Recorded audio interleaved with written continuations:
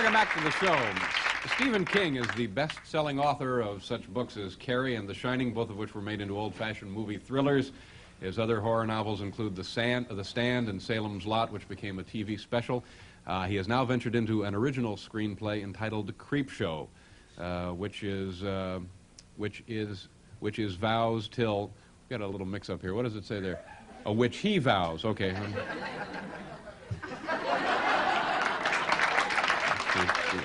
Which he vows. Oh, I'm sorry. Okay. Which he vows will make his audience crawl out of the theater. There you go. Which you have this man's personal guarantee that you're going to be crawling out of the theater. That's the essence of this. Please make this assuming young man who makes his living frightening people, Stephen King.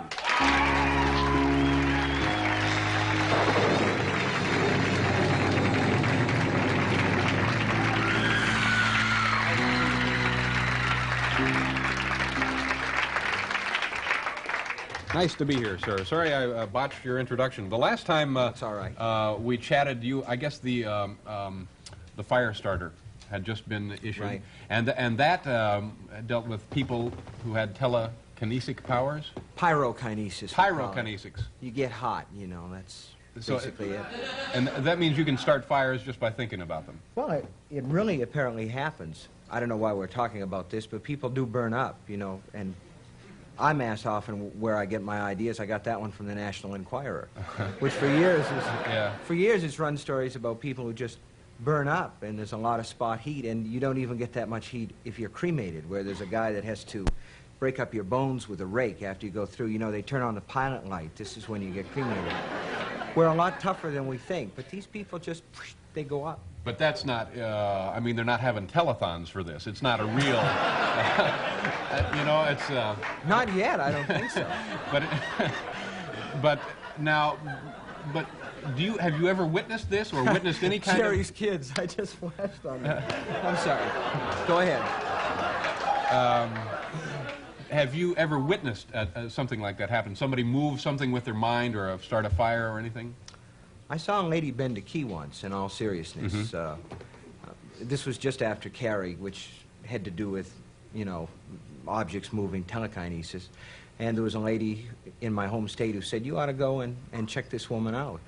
She was a hairdresser in a beauty parlor in Brunswick, Maine. So, okay, I went down and saw her, and she's about 55, very pleasant, and she said, oh, yes, you're the young man who wrote the book, you know. And she said, do you have a key that you don't need anymore? And I said, yeah, I had an old apartment key, and it, like that, in her hand. She just placed it in her hand and bent it without...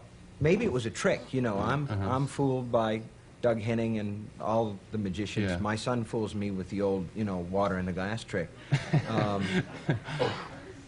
But it happened. Yeah. I saw it happen, and if it was a trick, she was a very strange magician living and working in Brunswick and 50.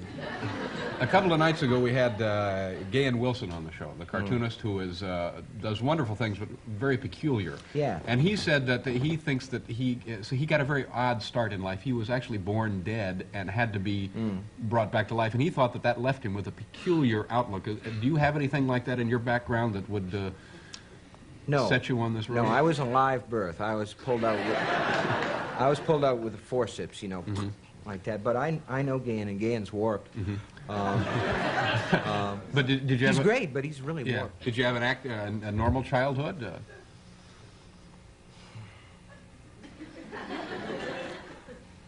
Yeah, I think I had a pretty normal childhood. You know, on the surface, that is, you go to school, you come home, you do your chores. It was like underneath that I thought that there were things under the stairs, you know. I would go down into the basement. We lived in an apartment house, and I'd go around the furnace to get the potatoes or the onions or whatever it was. But you have to be real careful because you sense something that's just there ready to grab. Yeah. Yeah. But you hide it because then people think that you're warped. Yeah. Now this motion now picture... everybody knows. I'm sorry. This was not a novel. This was an original screenplay, Creepshow, and this is, I guess this is just a poster from, well, I'm confused now. Tell us what this looks like it's going to be a comic book, this thing. Yeah, it was based on, I'm doing it with George Romero, who did, Night of the Living Dead and Dawn of the Dead, and we were both scared to death by these comic books when we were kids, the ECs, the horror comics, the things your mother would take away from you. Yeah. And that's what it's based on. And I read that that's Night of the Living Dead is your favorite movie? I like that. That was the dead people that wander through the mall. Yeah. George is a ferociously talented director, and I think we got something cooking in this movie. Now you're also in this film, Yeah. aren't you? Do we have a scene of you in? There I am. Yeah, here you are. Something has gone wrong here. Well, actually, what went wrong was when my agent said yes. No. I play a guy named Jordy Verrill in this story, and Jordy's not terribly bright. I guess maybe George saw it as typecasting, you know. He would make Lenny and Steinbeck's of Mice and Men look like Einstein in comparison. A meteor lands on his property, and it's full of this sort of super seed that starts to grow all over his yard and his cars and his house, and finally it starts to grow all over him. And in the picture you showed, he's just realized that he started to get green. Oh, I see. Yeah, started to get green. Okay, Hey. well, let's continue on with the photos. These are all from... Creepshow. Yes, sir. That's E.G. Marshall, who's in a story called They're Creeping Up on You. It's about bugs. It's about cockroaches. He has as a matter of fact, he has a New York apartment, and he's caught in a blackout, and we went to Costa Rica, and we got 4,000 giant cockroaches.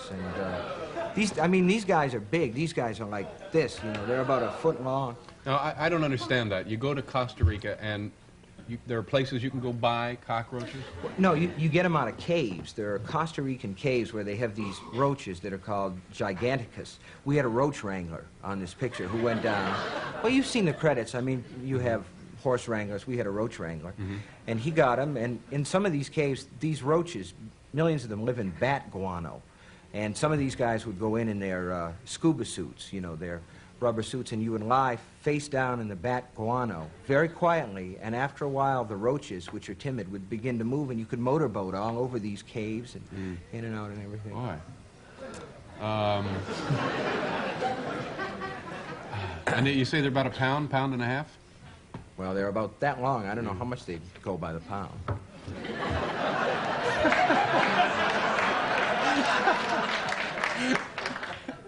What does this have anything to do with the picture?